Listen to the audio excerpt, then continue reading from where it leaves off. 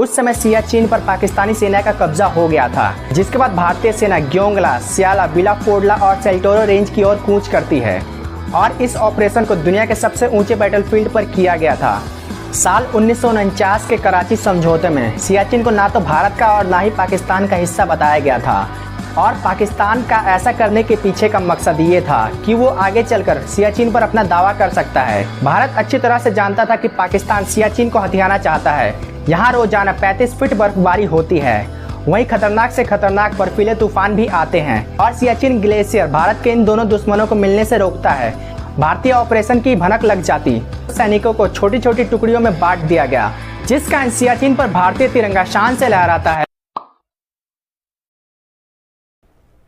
13 अप्रैल 1984 भारतीय सेना के कुमाऊं रेजिमेंट और लद्दाख स्काउट्स के जवान सियाचिन की ओर धावा बोलते हैं। उस समय सियाचिन पर पाकिस्तानी सेना का कब्जा हो गया था, जिसके बाद भारतीय सेना ग्योंगला, स्याला, बिलाफोर्डला और सेल्टोरो रेंज की ओर कूच करती है, जिसके बाद सियाचिन से पाकिस्तानी सेना को मार भगाया जाता है और इस तरह सियाचिन पर भारत का कब्जा हो जाता है। ये ऑपरेशन मेघदूत के नाम से जाना जाता है और इस ऑपरेशन को दुनिया के सबसे ऊंचे बैटलफील्ड पर किया गया था। तो आइए आज के वीडियो में हम जानते हैं आखिर ऑपरेशन मेघदूत को करने की जरूरत क्यों पड़ी। तो हेलो गाइस, मैं हूं आपका होस्ट एंड दोस्त रवि।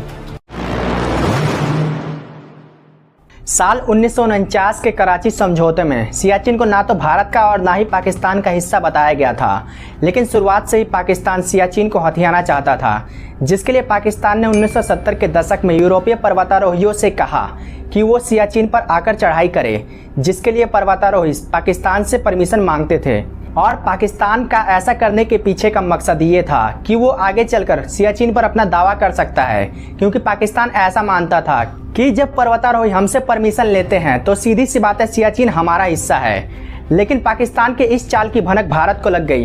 भारत अच्छी तरह से जानता था कि पाकिस्तान सियाचिन को हथियाना चाहता है, जिसके बाद भारतीय सेना ने पाकिस्तान से सियाचिन को बचाने के लिए ऑपरेशन मेघदूत लॉन्च किया।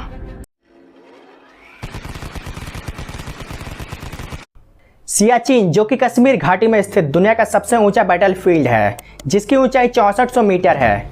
यहाँ रोजाना 35 फीट बर्फबारी होती है, वहीं खतरनाक से खतरनाक बर्फीले तूफान भी आते हैं, जिस कारण सियाचिन का एवरेज टेम्परेचर -55 डिग्री सेल्सियस रहता है और इसी कारण यहाँ सर्वाइव करने के लिए सैनिकों को एक स्पेशल कपड़े की जरूरत पड़ती है और यदि सैनिक ये स्पेशल कपड़ा ना पहने तो उन्हें पल्मोनरी डिलोमा नाम की बीमारी हो जाती है, जिसमें उनके फेफड़ों में पानी भर जाता है, जिससे उनकी मृत्यु भी हो सकती है और इसी कारण सियाचिन को दुनिया का सबसे खतरनाक बैटलफील्ड भी माना जाता है। सियाचिन भारत के लिए बहुत ही ज़्यादा इंपॉर्टेंट है, क्योंकि सियाचिन के पूर्व में चीन, वहीं पश्चिम में पाकिस्तान स्थित है और सियाचिन ग्लेशियर भारत के इन दोनों दुश्मनों को मिलने से रोकता है। लेकिन जब साल 1984 में पाकिस्तान ने सियाचिन पर कब्जा कर लिया, तब यह भारत के लिए एक बहुत ही बड़ा खतरा बन गया था, जिसके बाद भारतीय सेना के कुमाऊं रेजिमेंट और लद्दाख स्काउट्स के 300 जवान ऑपरेशन मेघदूत लॉन्च करते हैं ताकि पाकिस्तान से सियाचिन को आज़ाद करवाया जा सके। भारतीय सेना को ऑपरेशन मेघदूत को अंजाम देने में बहुत सी कठिनाइयों का सामना करना पड़ा। इतनी ठंड में सर्वाइव करने के लिए सैनिकों के पास स्पेशल कपड़े भी नहीं थे। साथ ही सैनिक सियाचिन ग्लेशियर पर चढ़ाई करने के लिए हेलीकॉप्टर्स की भी मदद नहीं ले सकते थे, क्योंकि यदि वो ऐसा करते तो पाकिस्तानी सेना को भारतीय ऑपरेशन की भनक लग जाती, जिस कारण सैनिकों को 6400 मीटर के सियाचिन ग्लेशियर पर पैदल ही चढ़ाई करनी पड़ी, जिससे वो बहुत ही कम हथियार और खाना पानी ले जा सके। साथ ही सैनिकों को रेडियो ना ऑन करने का सख्त निर्देश दिया गया था। ऑपरेशन मेघदूत की शुरुआत मार्च 1984 के आखिरी हफ्ते में हो गई थी।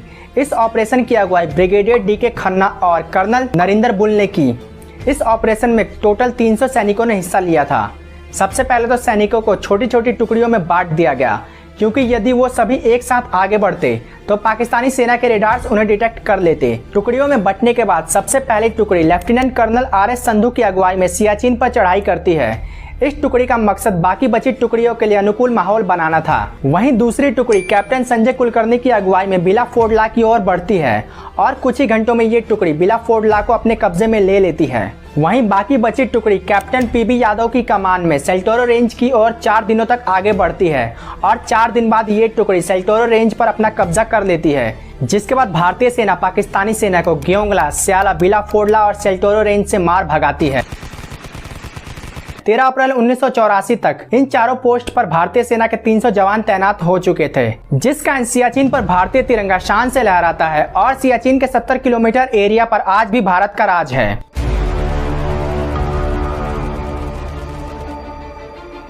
तो आज के वीडियो में हमने जाना कि ऑपरेशन मेघदूत के जरिए भारतीय सेना ने पाकिस्तान को सियाचिन से कैसे खदेड़ भगाया। यदि आपको ये वीडियो पसंद आई तो प्लीज़ इस चैनल को सब्सक्राइब करना ना भूलें, ताकि आगे भी ऐसी अमेजिंग वीडियोस आपको मिलते रहे। वीडियो देखने के लिए आपका बहुत बहुत धन्यवाद। जय हिंद।